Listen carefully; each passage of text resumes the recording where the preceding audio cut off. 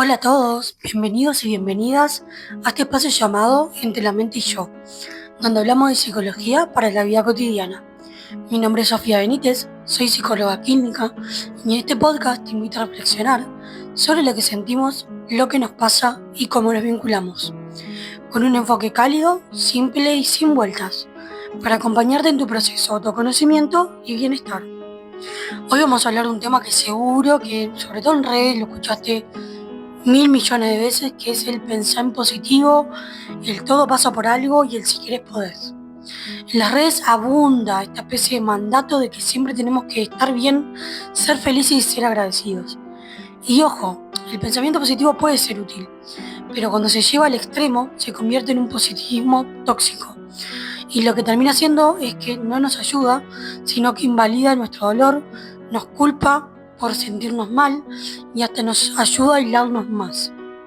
Entonces hoy quiero que hablemos de esto, de qué es el positivismo tóxico, por qué es dañino, cómo reconocerlo en la vida cotidiana y sobre todo qué alternativas saludables existen para acompañarnos a nosotros mismos y a los demás sin caer en este mandato de estar bien a la fuerza. Vamos a empezar por el marco teórico de dónde viene el término.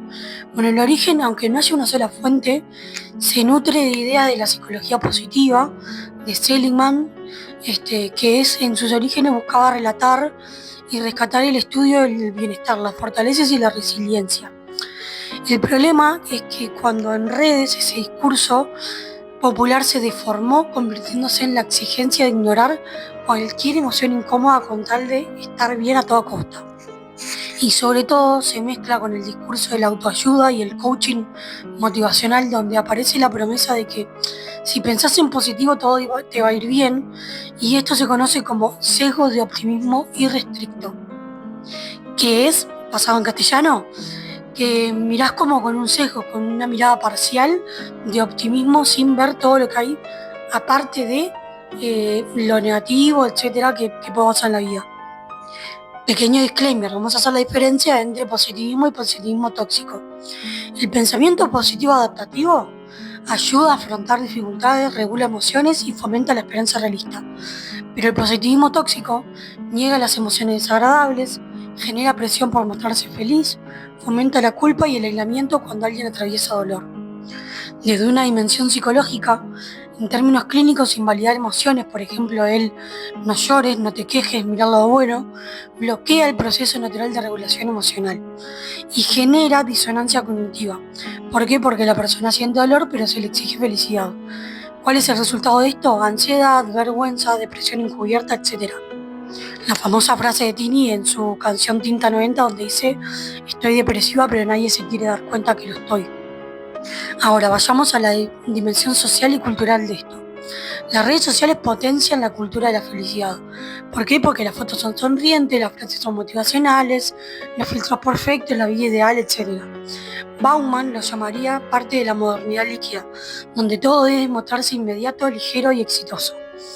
Pero en cambio, Byung-Chul Han, es coreano, disculpen la pronunciación, habla de la sociedad del rendimiento, donde enferma no tanto el fracaso en sí, sino el sentirse obligado a ser feliz y productivo todo el tiempo.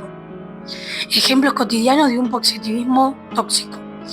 Una persona que pierde su empleo y recibe un seguro que es una oportunidad, un vas a ver que algo mejor llega.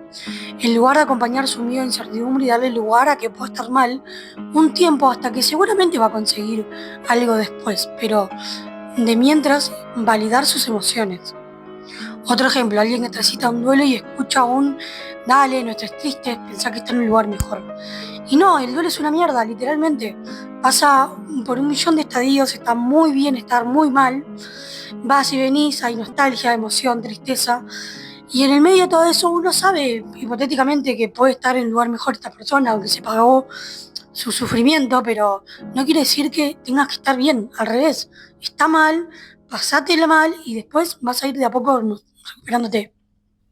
Otro ejemplo muy frecuente que me llega mucho en consulta: madres con depresión postparto que reciben tenés un bebé sano y disfrutá, lo cual aumenta su culpa. Validemos el malestar materno, No tiene que estar bien todo el tiempo, está bien si colapsa, ayudémosla a que cuando colapse esté acompañada y no culpémosla arriba de la culpa que ya siente por estar mal. Y después el muy famoso que ya es cliché, el sonreír que la vida es una, como si eso bastara para tapar el dolor. Y sí, la vida es una, pero también tiene su lado bueno y su lado malo. ¿Cuáles son las consecuencias del positivismo tóxico a nivel interno? Primero, la invalidación emocional, porque la persona empieza a creer que está mal sentirse mal. Y no, la estabilidad es parte de la vida y estabilidad implica tener momentos buenos y momentos malos. Dos, genera culpa y autoexigencia, porque si no logran estar felices, piensan que es su responsabilidad o que fallan como seres humanos. Tres, genera aislamiento. Al no poder compartir el dolor por miedo a ser juzgados, se encierran, ¿no? Por miedo a recibir esas frases muy cliché. Entonces terminan aislándose y lo cual profundiza el dolor. Cuarto, de la mano con el tercero, se cronifica el malestar psicológico, generando depresión, ansiedad, burnout. ¿Por qué? Porque puede profundizarse porque las emociones no se elaboran y no se procesan adecuadamente, sino que se reprimen. Ahora, ¿cuáles son las herramientas para poder salir de este positivismo tóxico? Vamos a brindar algunas herramientas prácticas. La primera, validar las emociones. Reconocer que la tristeza, la rabia, el miedo son tan legítimos como la alegría y la felicidad. Y no hay emociones malas, todas cumplen una función adaptativa. La segunda, sustituir esas frases tóxicas por acompañamiento real. Y en lugar de decir no llores, decir está bien llorar, estoy acá con vos, te acompaño en lo que necesites. Tercero, aceptar la ambivalencia. Se puede estar agradecido y triste al mismo tiempo. Ejemplo, valoro lo que tengo, pero me duele lo que perdí. Cuarto, practicar el optimismo pero realista. Mirar posibilidades de mejora sin negar la dificultad que representan.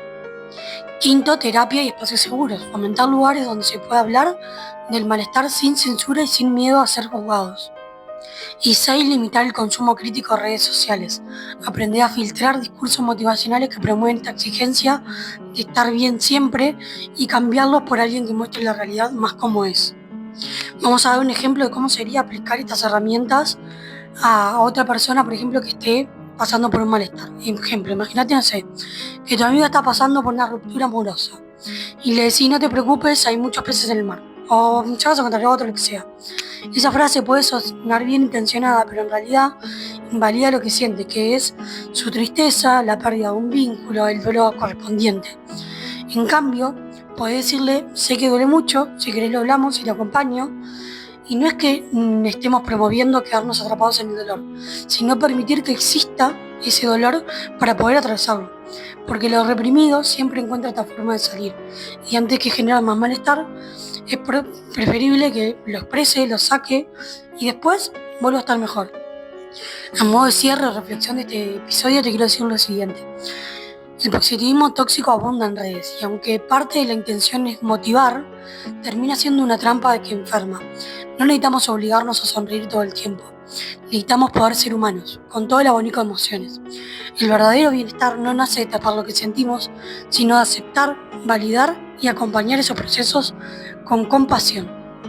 Si sentís que este tema te resonó, si notás que vivís bajo esa exigencia de estar bien siempre y no podés compartir lo que realmente sentís, te invito a escribirme. Podemos trabajar juntos en terapia para encontrar un espacio seguro donde tus emociones sean bienvenidas tal como son. Y no estás solo, ni tenés que poder sonreír todo el tiempo para poder pertenecer. Muchas gracias, queridos y queridas oyentes, por estar del otro lado. Si este episodio te gustó o te sirvió, podés compartirlo con alguien que lo necesite. Y si querés acompañamiento profesional, me podés encontrar en Instagram y en TikTok como @licenciada Sofía Benítez. Así, aparte de subir contenido diariamente, me podés escribir, así coordinamos sesiones. Acuérdate que en la descripción de los videos te dejo la forma de contactarme. Nos escuchamos en el próximo episodio. Hasta luego.